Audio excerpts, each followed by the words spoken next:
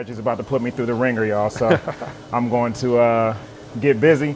I might not be able to talk much in a minute, but this is going to be a good time. So ready for y'all to get some value out of this.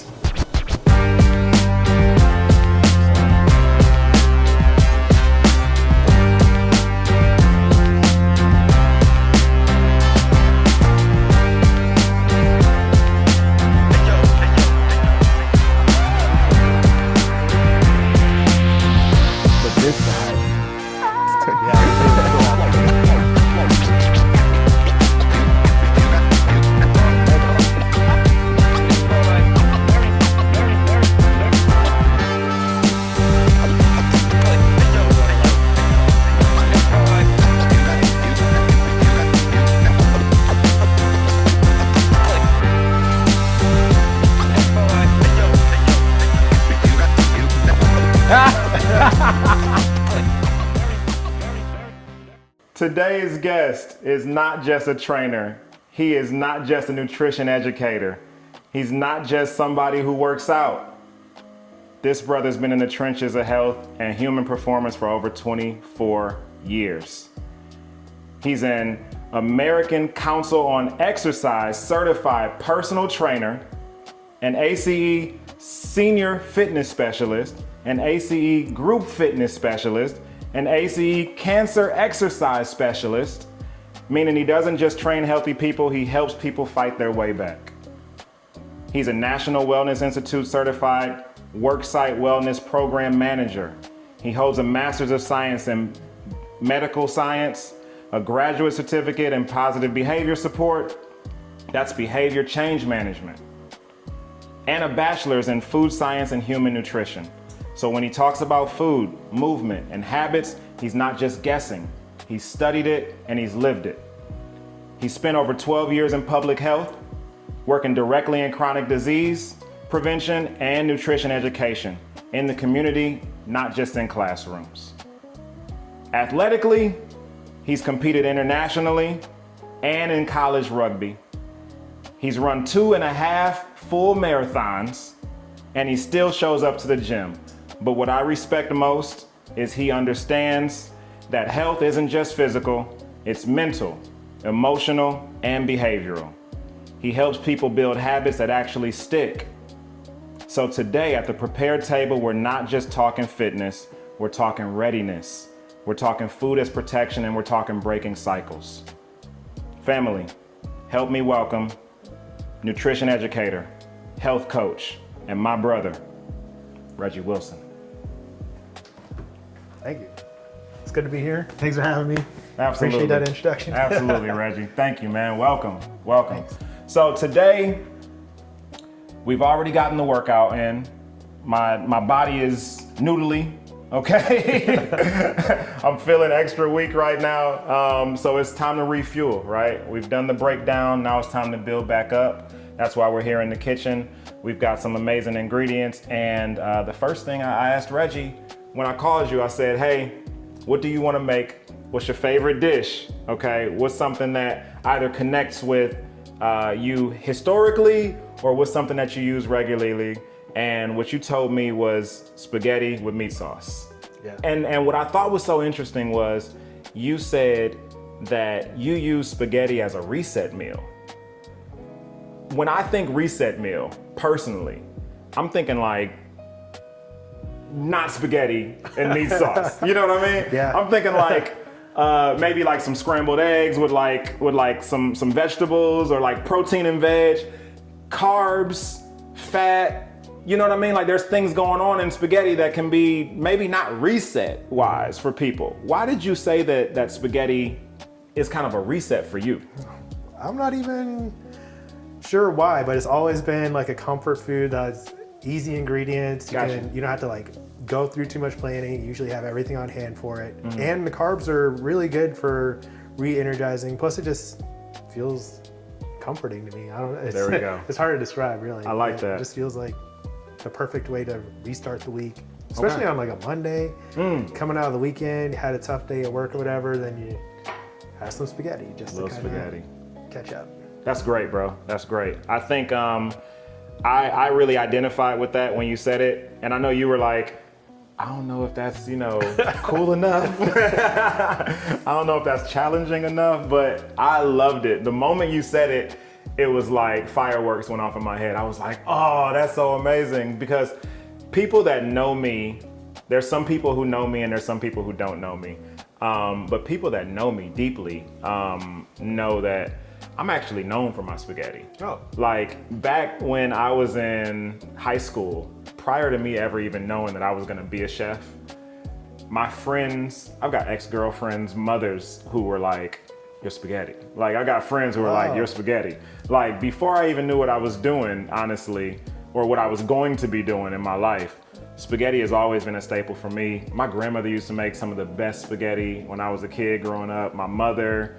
And I thought about not only how it connects with me, but so many other people. I think everybody, spaghetti is an Italian dish, spaghetti and meat sauce. Bolognese is an Italian dish, by heritage, but by practice, it's one of the most American, I think so. It's as American as apple pie at this point, It's like, spaghetti is like, pizza. Right. It's like we stole this and now it's just become a part of everybody's culture. So I got some great ingredients here. We're gonna start off with some spaghetti. Obviously, you've got your tomatoes. Tell me what you like in your spaghetti. Like, are you a beef person? Are you a turkey person? It depends on how I'm feeling that day. Like sometimes the traditional ground beef is good. Sometimes I do ground beef and like sausage. Yeah. If I'm trying to be a little bit healthier, I'll put some turkey in there. Okay. Instead. Yeah, but. So turkey, you feel is a little healthier? Generally speaking, is leaner than the ground beef unless you're getting some of the lean ground beef. So. Okay. Yeah. Yeah. So that's, for me, I grew up with beef turkey. I mean, with beef spaghetti. My grandmother used to always make it, with ground beef. I think she probably just used like regular 80-20 ground beef, Right. nothing too cool.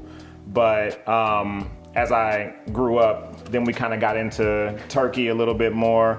My grandma used to always put sausage in it. She used to put kielbasa in her turkey, like sliced kielbasa in the turkey. And it was always like a little treat. You get like this nice medallion of, Right. you know what I mean? Sausage in there.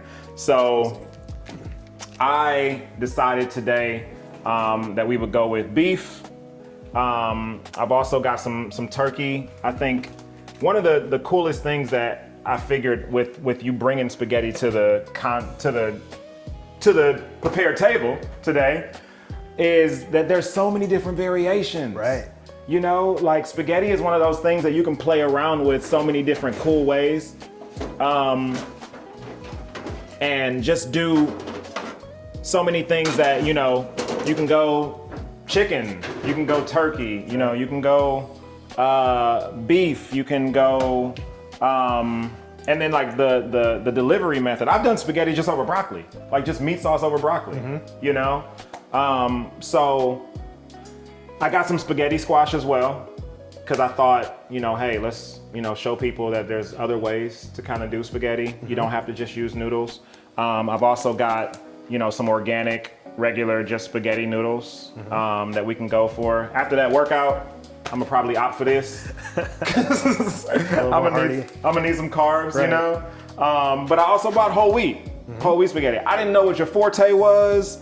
I don't know how you like to get down, so I figured I'd grab a little bit of everything and we could prep a few things just to show people, how to make spaghetti at home. Yeah.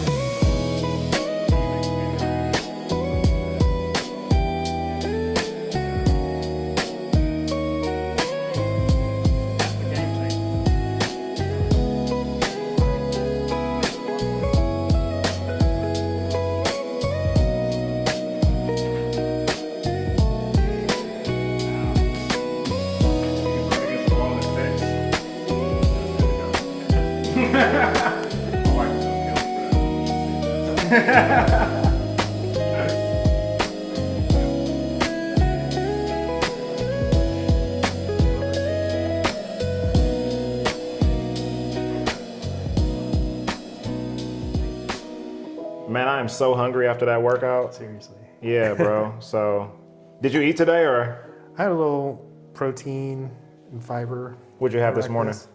Like a protein bar. Okay, protein bar. Yeah. Gotcha. And I'm gonna go for some of those spaghetti squash noodles too. What you want? You want the whole wheat? Yeah. There we go. Thank you. What was your kind of aha moment that led to you getting into health and fitness? There's a lot of small things, it seemed like. I knew how to work out. I enjoy working out. I enjoy teaching people things. And everything kind of went in that direction. One thing that I noticed, like I studied nutrition in undergrad, and I just have a huge interest in how the body works. Okay. And I was constantly fascinated. I was like, oh, more people should know how amazing their body is, kind of thing. But then, like, you can't tell people to read studies on things and get them into it, you know? So Gotcha. just trying to make it so they can do what's best for their health without making it strictly about, you know, reading the research or all the process that goes into it. I got you. So you were like, were you a nerd in school? Yeah. Yeah. I guess I was about to say, like, were you like, you were really into the science of it, and yeah. you were really like, you know, a lot of people like go through sports and then end up, you know, there. You kind of went through the books. Oh, yeah. And ended up into health. That's cool. That's really cool, man. I was a nerd in school too. But I wasn't like a smart nerd. That's the problem. Is like, you know, if you're a nerd and you're just not smart, it's like, what use are you? You know? Oh, it's just, you got to find topics that you like. So you got into cooking, being a chef. That was your aha moment there, right? Or how did you get into it? I think that was it. I mean, I had a family who loved who loved cooking, who loved food. And then that just kind of, you know, translated, obviously. And into like the health scene, I guess, like I said, I mean, I worked as a culinary director of so many senior living facilities, and being a director of so many facilities, and you see people, you know, all day. And I grew up with my mother and my father's family having so many people in there who were in nursing homes. Like I almost grew up in nursing homes because I had like two grandparents who were in nursing homes and everything like that. So it was like, man, this is just kind of where I was, you know, throughout life. So it just led to that. And then my father being a diabetic kind of got me into that area. And, you know, I just ended up kind of where I was, man. And I fell in love with it. I think also because I was 300 pounds, then I was like, okay, this is hard for me. And I'm a chef, you know, to lose weight and to cook healthy. And, you know, when I realized it was difficult for me, I was like, it's got to be hard for the average person then. Right. You know? Right. So, and I've been to like nutrition class and other things like that. So, you know, it was a blessing to be able to just kind of get into it, you know. But yeah, I guess I was kind of nerded out on the concepts and everything. Real quick, is this for decoration or am I? No, you can use that. Yeah, go for it, bro. Yeah. I was like, wait a minute. Some people are like, don't use more napkins for real. Yeah, right. No. I set it there for you. We're using them. I'm keeping these forever. I like them. Green's my favorite color, actually, so nice. I'm into that. We'll decorate. That's something I noticed too when I was working in public health is like, it's not just enough to know what's healthy or what you could be doing or what you should be doing. It's a different practice to change your behavior to do that, right? Like, even it's like seeing doctors who have like health challenges and stuff. It's like they know all of it, but like their own behavior process doesn't support it. So how can you like make the shifts so it's easier for you to follow through or to make it relevant to your own life, you know? So what I'm saying is don't feel bad about that. Most people struggle with that. It's the biggest challenge. And that's kind of how I got into like the fit for freelance health coaching. Okay. Is that behavior management side of it. Yeah. Where like, it's not about just yelling at you to tell you do this. Right. It's like, how can you like find a way to just make it happen or make it so it's easy to follow through? Yeah. And I think that that's a big piece of it, you know, that I'm realizing over time is like, it's interesting. Like the other day I saw like Jesse Jackson passed, right? And he had this saying that was like, I am somebody. I am somebody. And it was just the whole thing but it was I reflected on that saying and I was like, man, when you really value yourself, and you say, look, I really am somebody, then you begin to make investments in what you value, and, looking at myself and being like, no, really, I gotta clean this up. I gotta take some personal responsibility. I have to do something, for myself. It's gonna take that. Just having that understanding was what kind of led to me making those changes in my own life, because nobody's coming to save you. Right. This is not, if anything, it's set up. It's similar. Like I just got I live here now and I have an HOA. First time ever in my life. And if you miss that HOA payment, nobody is about to let you know. Nobody's calling you and be like, hey, we noticed that you missed your HOA, because honestly, we're about to make some money if you miss an HOA payment. The systems are set up so that if you fail, there's a doctor who's gonna make money. Right. If you mess up, somebody out there is still getting paid, know? So nobody's really coming to save you. If anything, the systems a lot of times benefit from you not figuring it out, I can see that.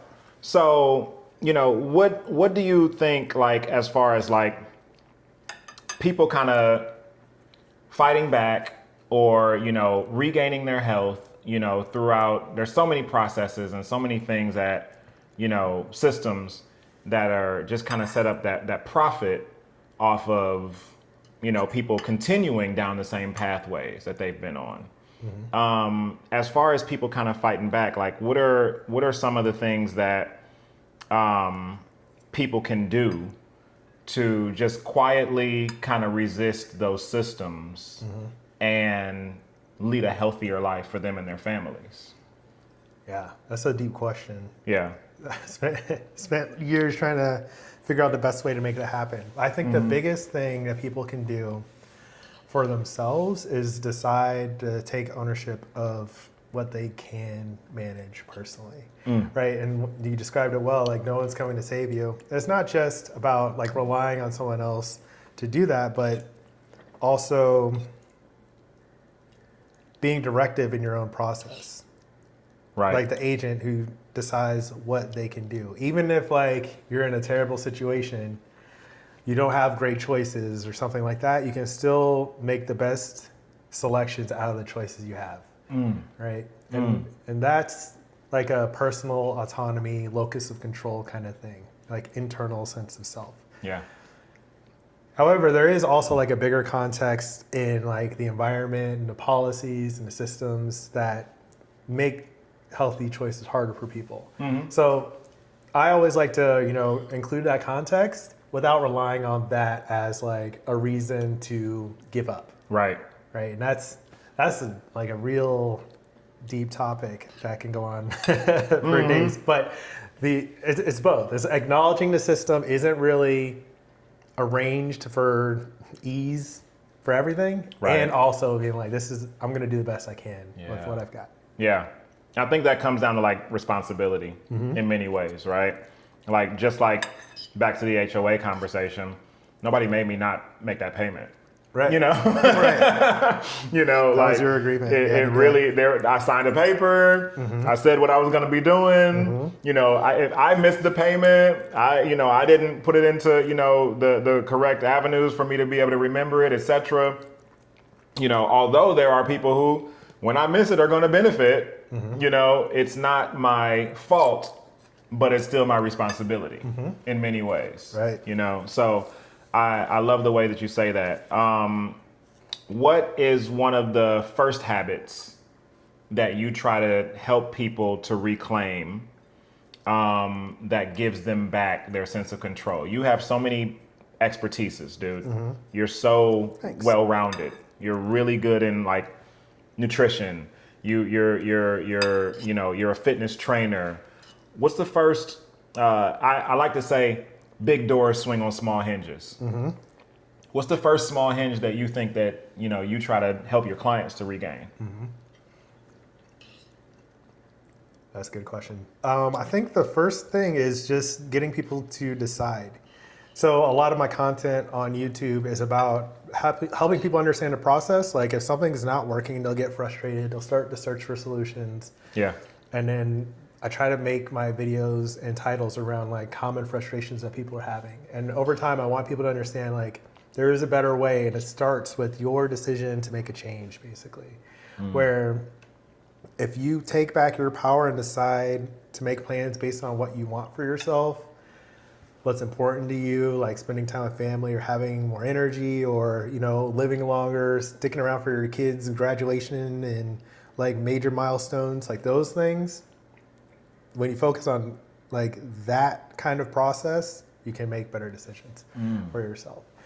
So that's like, I always think the first thing, like you're talking about a big door and a small hinge, that first small hinge is the mind and the decision to take ownership of that. Core value number one for my company.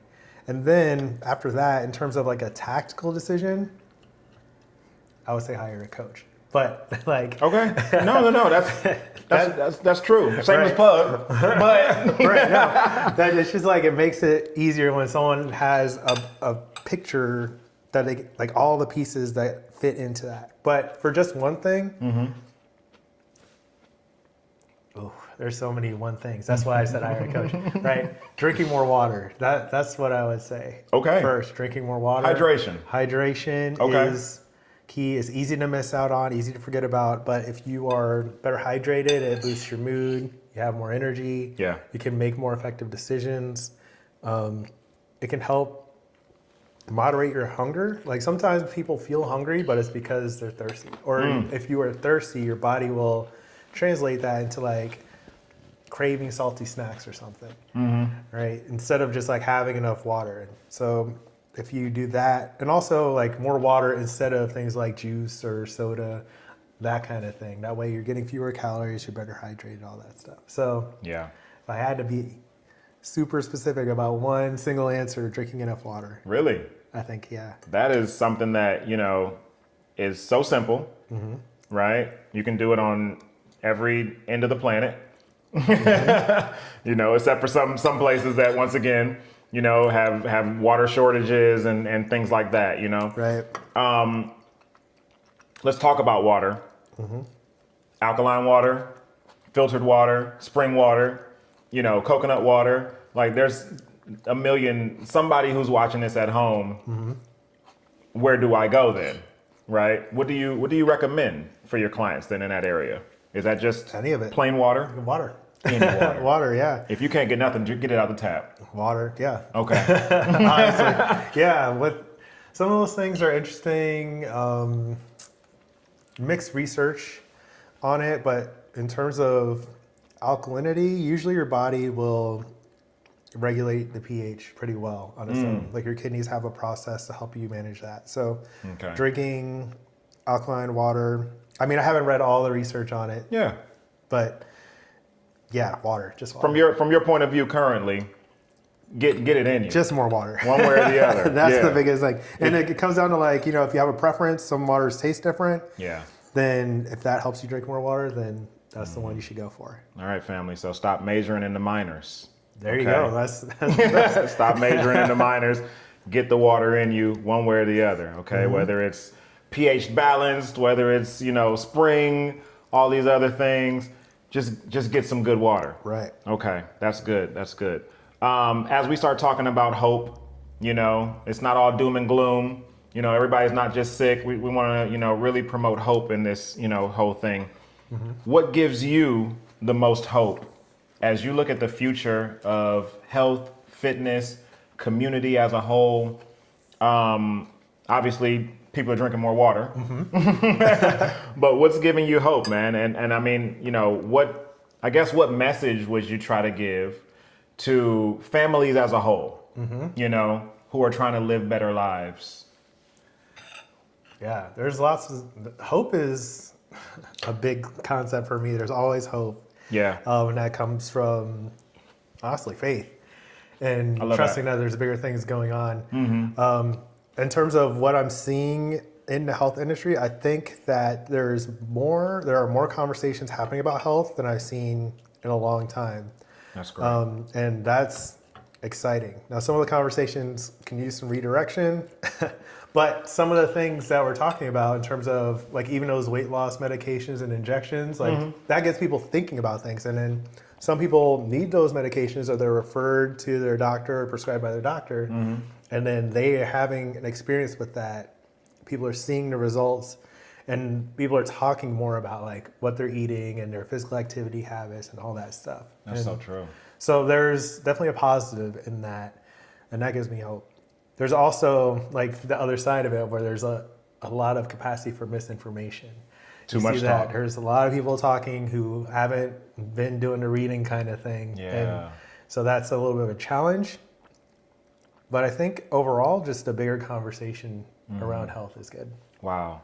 That's something that I haven't even thought about, when I think about GLP-1s, Ozempic, Tirzepatide, Mounjaro, all the different ones, I think that so many of us look at it and we're like, wow, this is a bad thing. Is it good? Is it bad? Is the question. But like you said, it's starting conversations. I've had so many people who I know who are on these medications who this is their first foray into trying to heal themselves. Right. And from that, at least they're then starting some conversations. I mean, if nothing else, when you're on it, you got to drink water. Right. Exactly. So, I'm seeing that's a huge point that I never even thought about, that it's at least starting conversations, and more conversations is hopefully helping to heal. Right. Generations. Right. I love it. All right. We're going to go rapid fire. All right. What's one lie people are taught about health? That changes have to be all or nothing. Ooh, I like that. Okay. What's one truth that people are rediscovering? Ooh. In terms of what? You tell me. All the way. We can go. The whole universe is your oyster. Oh, man. I think people are learning that healthy eating doesn't have to be hard all the time. Like you can get some healthy recipes, you can put some things together and have a delicious and satisfying meal that supports your health. That's great. That's great. Like spaghetti. Yeah. This is delicious. How's the spaghetti? It's real good. Okay. I'm trying to make sure that I give you enough time to eat while you're answering. I know. I appreciate that. The tempo's been perfect. I've been able to get some in and then also answer questions. I'm like looking at my plate and I'm like, okay, wait, hold on. Let me slow down so I can make sure this man can eat, So that's great. Okay. You are, like I said, you're bigger in person. Not just personality-wise, not just knowledge-wise, but also size-wise, man. I'm looking at you and I'm like, this is what I want, right? What does real strength look like to you? Ooh. Go ahead and eat that. No, I'm going to say that by earlier. It's a good look. Okay. Real strength, there's like physical strength, and that's got its benefits, being able to help people move or picking up couches and whatnot. But I think real strength comes from capacity to do what you intend to do in terms of like, that was power overall, right? Where you can make a decision and then impose your will or be persuasive to like follow that through and actually do it, right? Where to me, like real strength in the gym or fitness isn't just about like the muscles and my physical size or being able to lift heavy weights, but it's also about, my strength to follow through with my plan. I said, I'm going to do this program and I'm lifting, right? And that like mind strength of will, determination, autonomy, like that's the big thing for me. And I try to teach people that like, you're stronger than you think in like the weights, but also in your ability to challenge yourself and grow and do new things, develop new skills. Yeah. And all that. I love it. I have learned through my time in working out that there are so many lessons that I learn in the gym through being in there quiet, or headphones, just having introspective moments of lifting a weight and getting to that last weight and being like, no, that last rep is the one that counts. Right. Like that translates. Right. As a kid of a minister, of music and just, growing up in the church, there's so many lessons that you learn in the gym that will preach through, like you could preach a whole sermon on one lift, Perfect example today, we did tricep extensions or push downs. I've been doing those since I started, since I was just, a young boy and a young pup in the gym. And I learned new things today that I had never known, and the way that I, and now I'm going to take that and use it forever, So there's still more to learn. There's so many other things, man. I love that. All right, last one. And I think I already know the answer to this. In your point of view, is health a privilege or is it a responsibility? Ooh, both. So I didn't know it. What'd you think I was gonna say? I thought I was gonna say I thought you were gonna say responsibility, but I when you said both, I'd like you to expound. I understood. Right. Thanks. So it's privilege to have your health in the first place, to have your life, to have your current level of capability, and all that stuff. And then it's a responsibility, like once you have those things, to maintain them or improve them or develop them or use them for something like stewardship and delivering your gifts to the world kind of thing. So it's like, it's hard. Does that help explain? No, I love that. Where everyone has kind of a different starting point or a different capacity. Some people have relative disabilities or whatever. And really it's about doing your best, right? And no one can do your best for you.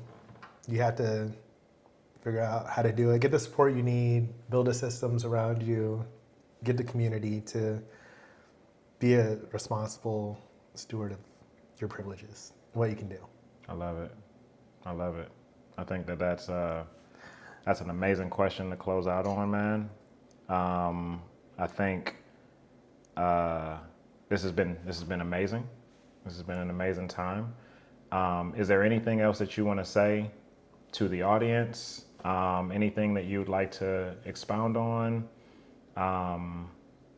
You can definitely, obviously, I want you to mention your business and talk about that. Cool. Yeah, thanks for the opportunity. Overall, I think it's about my career has been focused on helping people lead a healthy, fulfilling life for their dreams. And that's the vision for my company. I say in all my videos, I want people to understand what's possible for them and get to know, actually think about what they want so they can take ownership of it and let their lives blossom, right? Just lead that for themselves. So I've got fitforfreelance.com is a remote health coaching thing. I've got Naples Home Fitness on Instagram as well, and .com to help with the in-person coaching. And I think that's overall the lesson that I'm driving home is I'm teaching health related things when it comes to nutrition education and health coaching and personal training, strength training, but it's really about the life lessons and helping people lead that fulfilling life that they want based on what they want and not just what society